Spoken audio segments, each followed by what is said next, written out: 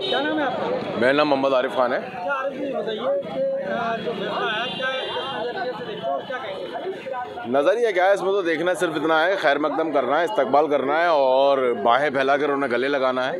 क्योंकि देखिए आज अगर जुडिशरी इस तरह से फैसले नहीं देगी तो शायद हम किसी से उम्मीद नहीं करते, क्योंकि सुप्रीम कोर्ट और हाई कोर्ट इस तरह के फैसलों पे मशहूर है और पिछले जितना सा फैसले आ रहे हैं हक और इंसाफ के साथ साथ, तो आज हम उसका खैर मकदम करते हैं और इस्तकबाल करते हैं। क्योंकि ये लड़ाई आज की नहीं थी, ये लड़ाई बरसों की लड़ाई है, सालों की लड़ाई है और इस लड़ाई में कितने जद्दोजहद हुई है सबको बताया और कितनी मुश्किलात का सामना करना पड़ा है। अलीगढ़ मुस्लिम यूनिवर्सिटी को, अलीगढ़ मुस्लिम एलुमनाई को, अलीगढ़ मुस्लिम स्टूडेंट को, अलीगढ़ मुस्लिम टीचर एसोसिएशन को, चाहे हम किसी भी तबके की बात करें, लेकिन हम असल में क्या है कि हम किसी बात पर गौर नहीं करना चाहते। जो फैसला आया है उसका हम खैर मकदम करना चाहते हैं और उसी पे हम अपनी खुशी का इज़हार करना चाहते हैं। अभी मिठाई बटी हैं, अभी और भी बटेंगी। आप जुम्मे की नमाज़ के बाद देखिए मंजर क्या रहता है, लेकिन हमें उम्मीद है कि इंशाल्लाह आज ईद और दिवाली दोनों एक साथ मनेगी इंशाल्लाह। आकिब खुर्शीद। ये फ़ैसले का इंतज़ार हम बहुत टाइम से कर रहे थे और ये फ़ैसला जो आया है वो यूनिवर्सिटी के हक़ में आया है और हम लोग इसका इंतज़ार बहुत टाइम से कर रहे थे इस फ़ैसले का, और इसका हम लोग अभिनंदन करते। जो 2006 का केस था उसको यहाँ पे 4-3 की बेंच से जीवाई चंद्रचूड़ ने पलट दिया इस फ़ैसले को और ये यूनिवर्सिटी के हक़ में अल्पसंख्यक दर्जा दे दिया। ये माइनॉरिटी इंस्टीट्यूट माइनॉरिटी ने ही बनाई थी, सर सैयद साहब ने बनाई थी, जिसका इंतज़ार बहुत टाइम से लोग कर रहे थे। ये कॉन्स्टिट्यूशन जो हमें राइट देता है उस राइट पे हमें वो मिला है फ़ैसला और हम इसका स्वागत करते हैं। किस तरह का जश्न का माहौल है? कैंपस में पूरी तरीके से जश्न का माहौल है। लोग कल से ही बहुत इंतज़ार कर रहे थे इस फैसले का और अभी आगे और भी जश्न मनाया जाएगा इस चीज़ को लेकर, लेकिन ये हमारा राइट था जो हमें सुप्रीम कोर्ट ने दे दिया है। सर ये बताइए कि जिस तरह से डिसीजन आया उसको लेकर क्या रिएक्शन है इनका?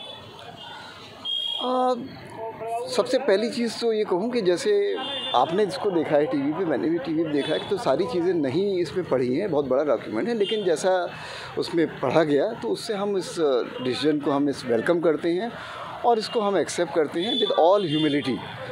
We accept this decision with humility and we welcome this decision. We always had deep faith in Indian judiciary and that faith remains intact. किस तरह का डिसीजन है आज? सबसे इम्पॉर्टेंट चीज़ उसमें यह है कि जो अज़ीज़ बादशाह जो था उसको जुडिशरी ने उसको सुप्रीम कोर्ट ने ओवर रूल किया है और ये ज़ाहिर है उसका सबसे इम्पॉर्टेंट सेंटेंस है, सबसे इम्पॉर्टेंट वाक्य है और इसका मतलब ये है कि जो यूनिवर्सिटी के जो माइनॉरिटी कैरेक्टर है वो उस तरह से अपनी तरह से जैसे पहले था वैसा रहेगा। इसमें क्या क्लियर तौर पर उन्होंने ये कहा कि यूनिवर्सिटी अल्पसंख्यक संस्थान है या नहीं है? देखिए बहुत सी चीज़ें जो हैं जब तक पूरी तरीके से उसको पढ़ा नहीं जाएगा, एक बहुत बड़ा डॉक्यूमेंट है, उसमें पक्ष और प्रतिपक्ष के बहुत से उसके अंदर चीज़ें लिखी गई हैं, तो जब तक उसको पूरा पढ़ेंगे नहीं तो कोई डिटेल्ड स्टेटमेंट तभी दे पाएंगे। लेकिन अभी तो बस इतना ही कहा जा सकता है कि भाई हम इसको एक्सेप्ट करते हैं और हम इसको वेलकम करते हैं। एक ये भी बात आई है कि 3 जजों की जो बेंच है वो तय करेगी। ये बिल्कुल बात आई है और ज़ाहिर है ये लीगल एक इशू है और इस इशू को जो हमारे काउंसिल हैं बाद में उनसे डिस्कशन करके ही कुछ कहा जा सकता है, अभी तो कुछ नहीं कहा जा सकता इस बारे में। किस तरह की बेंच बनाने की बात कही है सुप्रीम कोर्ट में? मैंने जैसा आपसे कहा कि इस बारे में अभी कोई डिटेल जो है कोई स्टेटमेंट नहीं दिया जा सकता जब तक कि इसको पढ़ा ना जाए। अच्छा, एएमयू में किस तरह का माहौल है उसको लेकर, क्या मान के चलने का? अब अल्पसंख्यक संस्थान की तरह कार्य करता रहेगा, सिर्फ इस बात से संतुष्टि आपको दर्जा मिल गया? मेरा ये ख्याल है कि देखिए ये जो लीगल इश्यूज़ होते हैं ये बहुत पेचीदा होते हैं और सबसे पहले तो 2005 में ये केस आया था, उसमें 2006 में इलाहाबाद हाई कोर्ट का फैसला है, उसके बाद तो स्टूडेंट की बिल्कुल एक डिफरेंट जनरेशन है। तो लीगल इश्यूज़ की समझ में हमारे जो हम लोग प्रोफेसर्स हैं जो लॉ के नहीं, हमारी समझ में इतनी आसानी से चीज़ें नहीं आती हैं, तो स्टूडेंट्स की समझ में ज़ाहिर है इतनी आसानी से नहीं आती हैं। तो इस पर लेकर मैं यही कह सकता हूँ कि थोड़ी बहुत बातचीत हो सकती है, लेकिन क्लासेस सुचारू रूप से चल रहे हैं और ये क्योंकि आज जजमेंट आया है तो ज़ाहिर है इसमें एक थोड़ा सा एक राहत की सांस ज़रूर ली होगी बहुत से लोगों ने जो इस इशू को समझते हैं और इसकी जो अहमियत को समझते हैं। अदरवाइज़ तो जो बिज़नेस एज़ यूजुअल है, क्लासेस चल रही हैं, स्टूडेंट क्लासेस में आ रहे हैं, सेशनल दे रहे हैं। उम्मीद करते हैं कि दर्जा मिलेगा, किस तरह की लड़ाई लड़ेगी? किस चीज़ की? एएमयू को अल्पसंख्यक दर्जा मिलेगा, भविष्य में किस तरह की लड़ाई लड़ेगी आप? अभी कोई फाइनली नहीं है। नहीं, अभी तो देखिए ये बातें करने की नहीं है, इट्स टू अर्ली। अभी तो बस जजमेंट है, उसको पढ़ा जाएगा तभी उसमें कोई रिएक्शन दिए जाएगा। मैं सुप्रीम कोर्ट का, माननीय सुप्रीम कोर्ट का, जजेस का, सबका आभार व्यक्त करता हूं, शुक्रिया करता हूं तहे दिल से कि इस देश में सबसे ऊपर जो अभी हमारे भाई लेकर रहे थे, एकता है, अखंडता है, देश सबसे सर्वोपरि है। देश के हालातों को समझा, देश की नफ्स को, देश की परेशानियों को समझा, लोगों की परेशानियों को समझा। ये इदारा ज़रूर अलीगढ़ मुस्लिम यूनिवर्सिटी के नाम से है, लेकिन इस इदारे की जो दास्तान है, इस इदारे का जो पूरा इतिहास है, वो भाईचारे पर आधारित है।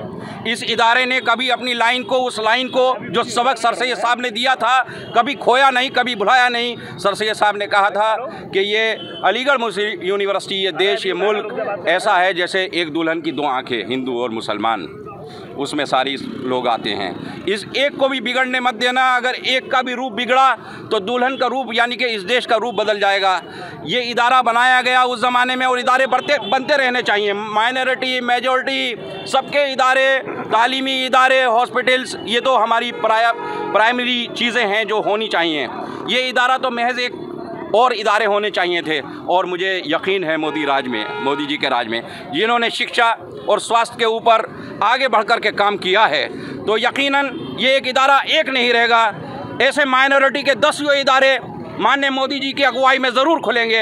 हम धन्यवाद देते हैं पूरे देश के लोगों को, देश की संस्थानों को, देश की सरकारों को, और देश हिंदुस्तान की तमाम आवाम को, तमाम लोगों को। इसमें सब शामिल हैं। केस लड़ने वाले कौन थे? धवन जी, कपिल सिब्बल जी, देश लड़ने वाले। तो ये इस बात की पूरी दुनिया में मैसेज कन्वे होता है कि यहाँ किसी का शोषण नहीं, किसी के साथ कोई भेदभाव नहीं, सबका विकास, सबके साथ सबका विकास। ये नारा अपने आप में सच होता हुआ दिख रहा है। बहुत बहुत धन्यवाद। और हम इस चीज़ को कायम रखेंगे।